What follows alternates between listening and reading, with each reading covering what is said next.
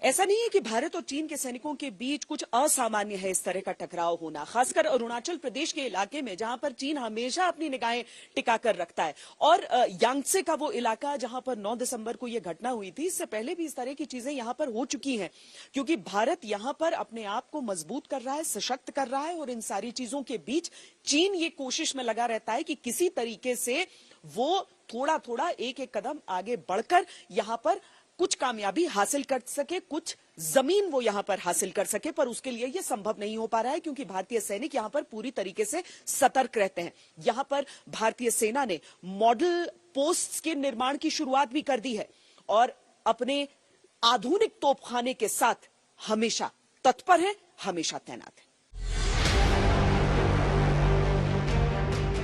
चीन की आर्मी कहती है कि लाइन ऑफ एक्चुअल कंट्रोल का उल्लंघन चीन के सैनिकों ने नहीं, भारतीय सेना ने किया। चीन का विदेश मंत्रालय कहता है कि एलएसी पर सब कुछ अब सामान्य है, सीमा पर शांति है। एक देश के दो अलग बयान इस बात का सबूत है कि चीन के दिल और दिमाग में चोर बसता है। चीन की उसी जमीन चोरी की पुरानी बीमारी को देखते हुए भारतीय सेना पहले से तवांग में हर तरह की तैयारी रखनी शुरू कर चुकी थी।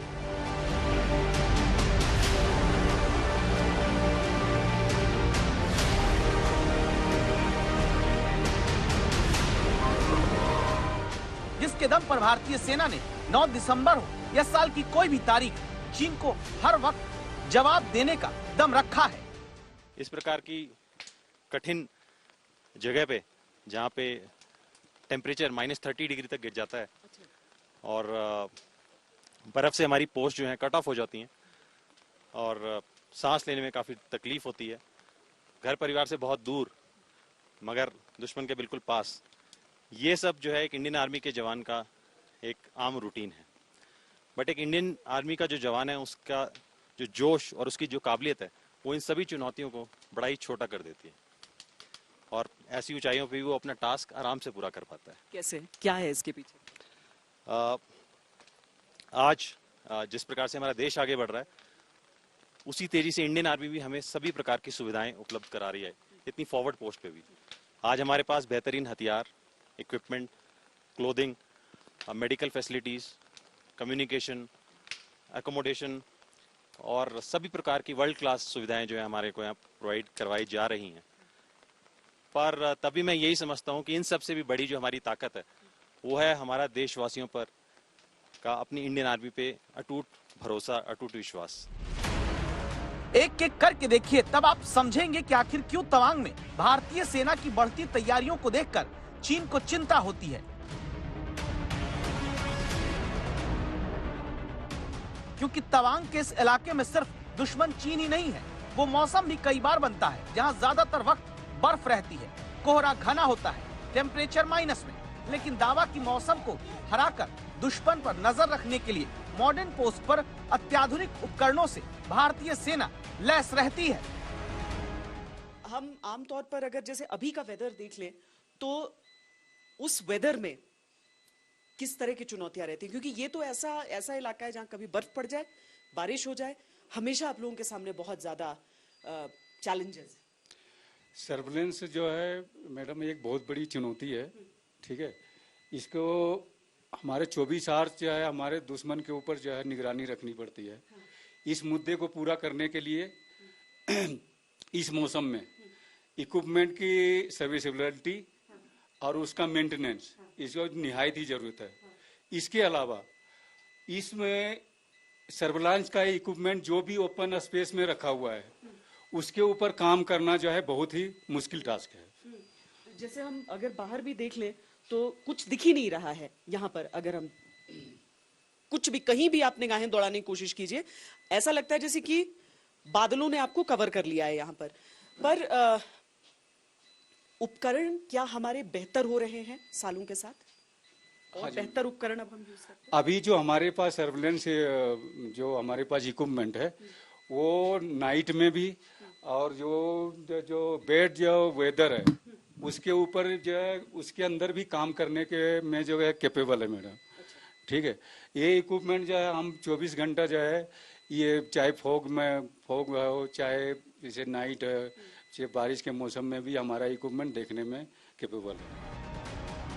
यही वजह है कि भारत की दुर्गम ऊंचाइयों वाली पोस्ट पर भी चीनी सैनिकों पर हमेशा नजर रखी जाती है और 9 दिसंबर जैसी किसी भी हिमाकत का जवाब तुरंत दिया जा सकता है। कल अपने सेना के जवानों ने जो 8 की देर रात को और 9 की सुबह को जो वीरता दिखाई है, मैं इसकी भूरी भूरी प्रशंसा करता हूं। इन्होंने घुसे हुए सभी लोगों को कुछ ही घंटों में वापस खदेड़ दिया और हमारी भूमि का रक्षण किया है। उपकरण ही नहीं, हथियारों से भी भारतीय सेना को यहाँ पर तवांग में भरपूर ताकत दी गई है।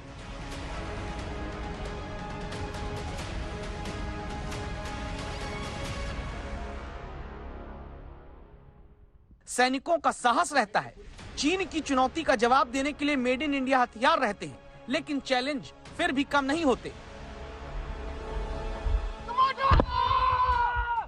औसतन 15,000 फीट तक की ऊंचाइयां, बारिश के कारण फिसलन, कीचड़ जैसी परिस्थिति, बर्फ से माहौल में ठंडक और ज्यादा और तेज चलती हवाएं भी।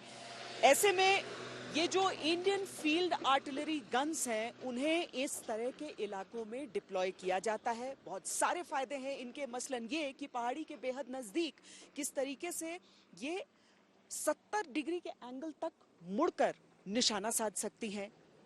ये जो इंडियन फील्ड आर्टिलरी गन्स हैं, लंबे समय से हिंदुस्तान में इस्तेमाल होती आई हैं, पूरी तरीके से मेड इन इंडिया हैं, लेकिन इनका यहां पर इस्तेमाल भी एक बहुत बड़ी चुनौती है। करीब 3,500 किलोमीटर लंबी भारत चीन की सीमा में अरुणाचल प्रदेश के हिस्से की इसी तवांग में अब आप सेना को ताकत देने वाला एक और हथियार देखिए, जो एक बार में हाई वॉल्यूम फायर, दुश्मन की पोस्ट को खत्म करने में कारगर, कहीं भी ले जाने में सरल और सबसे ऊंचे युद्ध स्थल में कामयाबी के विशेषणों से युक्त है। ZU-23mm एंटी एयरक्राफ्ट गन एक शक्तिशाली और उत्तमजनक हथियार है, जिसे जनित नवा उस नवाके के नाम से भी जाना जाता है। यह हथियार वियतनाम युद्ध के बाद विश्व सैन्य शक्ति के बदलते इतिहास का गवाह है। इस हथियार को विश्व के 20 से अधिक देश इस्तेमाल कर रहे हैं। इस हथियार को 1976 में आर्मी एयर डिफेंस में शामिल किया गया था। यह हथियार भारतीय थल सेना का सबसे शक्तिशाली हथियारों में से एक है। इस हथियार को हम चंद सेकंडों में फायरिंग के लिए तैयार कर सकते हैं और इसे मूविंग के दौरान टोइंग हालत में भी फायर कर सकते हैं। उम्मीद करते हैं कि अक्टूबर महीने में आज तक संवाददाता श्वेता सिंह की तवांग में ही तैयार की गई इस रिपोर्ट को आप देखकर अंदाजा लगा लेंगे कि 9 दिसंबर को जो भारतीय सेना के जवानों ने चीनी आर्मी के सैनिकों को जवाब दिया, उसके लिए भारतीय आर्मी हमेशा कितनी तैयार रहती है।